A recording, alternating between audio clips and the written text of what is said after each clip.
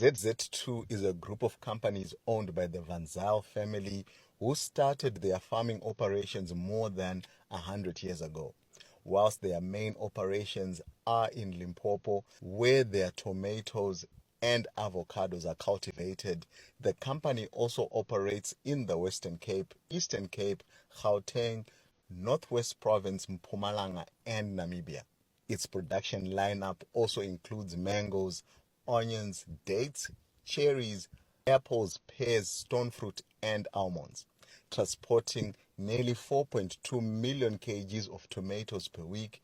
Its cattle livestock sector alone is valued at over 30 million rand. A game farm spanning over 23,721 hectares of conservation land hosts a variety of game animals. Willem Van Zyl came to South Africa around 1700 from Netherlands and worked for the Dutch East Indian Company in the Cape of Good Hope, about 50 kilometers from what we know today as Cape Town.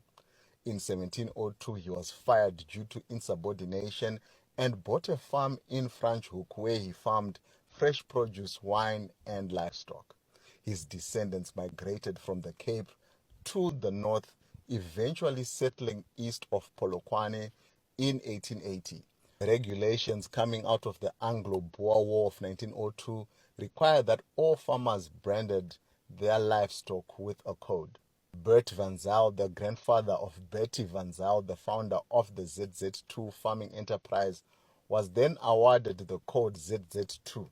At some stage, the branding iron started being used to stamp potato bags which were going to market, and eventually it became the brand for all ZZ2 products.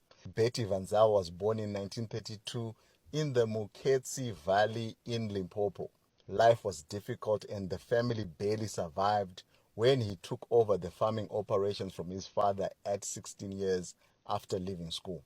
He then realized that his neighbors were making more money planting tomatoes than potatoes, and finally managed to convince his father to do the same after a long struggle. The first successful tomato crop was harvested in 1953, and as they say, the rest is history. Betty registered ZZ2 as a private company in 1966, and today it employs over 8,000 people. Having an eye for business, an unwavering self-belief, and the ability to speak to employees in their own language held Betty in good stead. He eventually passed away in 2005, and now Tommy Van Zyl is CEO. Guys, let me know what you think about ZZ2's success. Is it an inspiration to you or not? Cheers, bye-bye.